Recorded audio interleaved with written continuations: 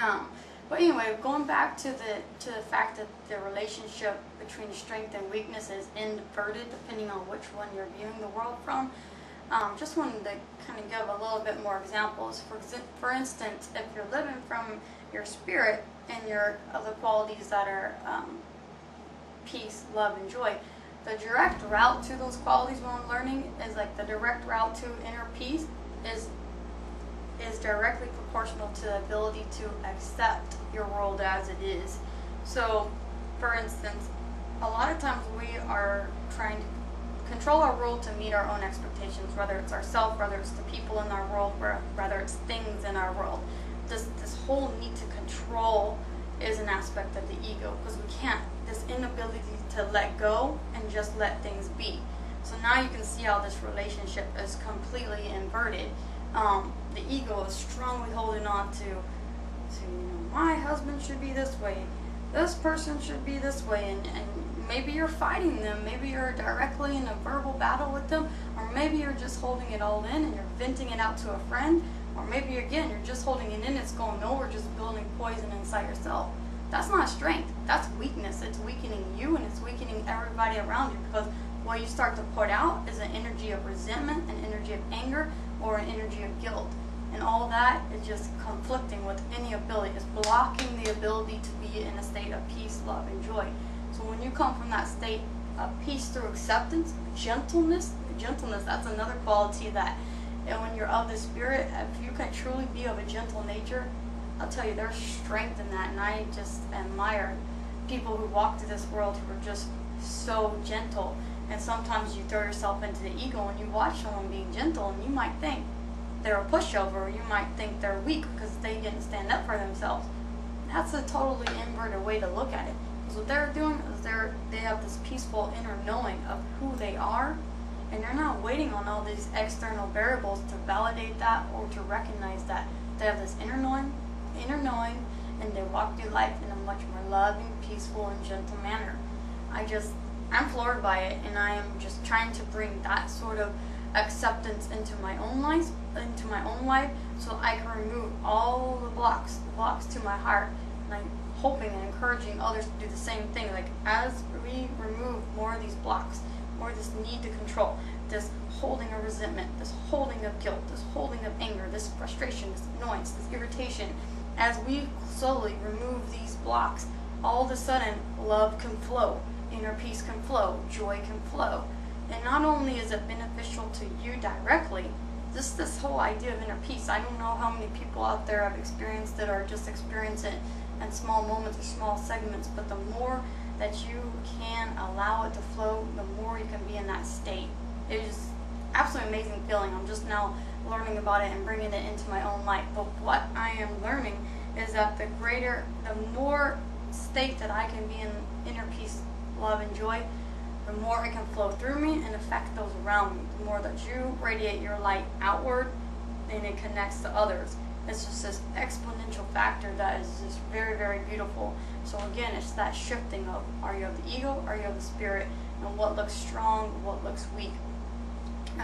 Another interesting thing that I guess I kind of already touched on it, but the way I see it is, the more accepting of what is, the more accepting of your world that you can be, versus resisting your world, which is through the ego, resisting and complaining and wanting it to be different than it is the degree to which love can flow through you. And again, I just think that's the strongest energy that we can emit. That's the most beautiful energy that we can hold within ourselves, and that we can express it outward and touch all those around us. And that's something that is available to all of us. And that's, again, it goes back to it. It doesn't have anything to do with your socioeconomic status. It doesn't have anything to do with what job you do, what your reputation is, what role you are, what race you are. It doesn't have anything to do with anything that divides us.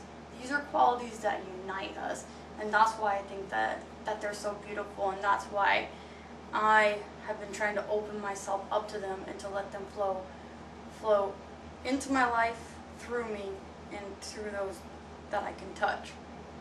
So if I can encourage anyone else to open themselves up to it, I'd be honored. And I think that you would start to, it just feels so amazing.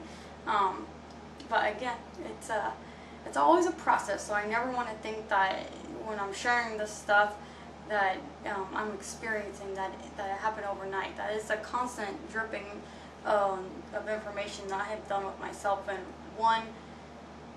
one thing in particular I wanted to recommend today is actually a book by Wayne Dyer. It's called Change Your Thoughts, Change Your Life. And what he's done in that book is he has written an essay on each of the 81 verses of the Tao Te Ching.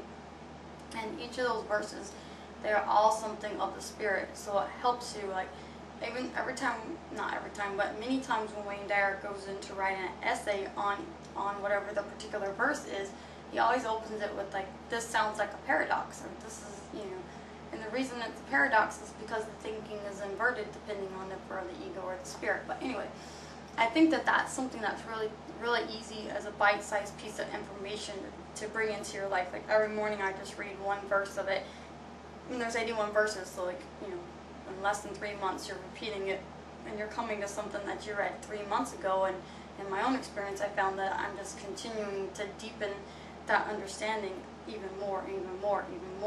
And at the same time, I continue to read other books like I mentioned to y'all already, by like Eckhart Tolle, Byron Katie, of course Wayne Dyer, many others. And also, but no one can connect you to your spirit more than you can through silence. And that is something else that I offer you, is just to take those moments to just simply quiet. You don't have to go into the meditation mode. If you do that, great, but if you don't, that's fine too. Like, just a moment of closing your eyes, a moment of walking in nature, maybe 10 minutes, maybe a little more in a moment, maybe 10 minutes, but if you can find that habit, it's going to cut through the distraction that the ego is constantly roaring in your ear, and you can cut through it, and you can break that out, and then you can open up that space to connect with your source and just develop that relationship.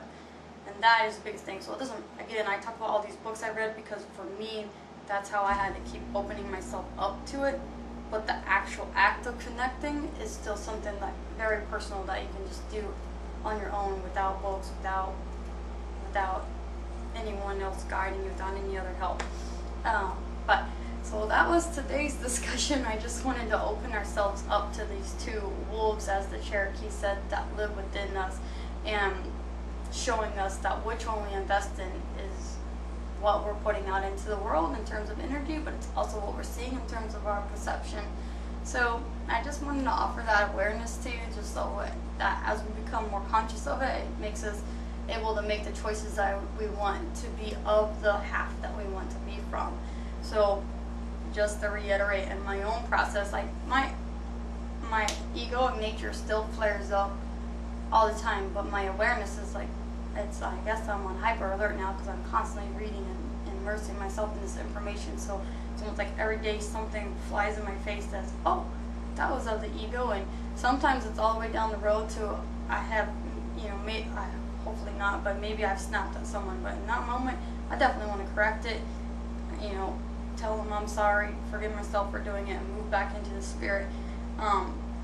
Could just be a minor frustration, could be something, but if I feel myself holding on to anything, I'm trying to become alert to it so that I can let it go and just clean out, like release that poison from me, so that I can keep my flow and my connection open. Anyway, I know I'm probably going to have future blogs on this because this topic can go this deep, but today I just wanted to start to touch on it and start initiating that conversation with all of you, and just see where it goes and see where it takes us. So I hope that y'all enjoyed this, and I'll try not to be so long between vlogs next time. Talk to you later.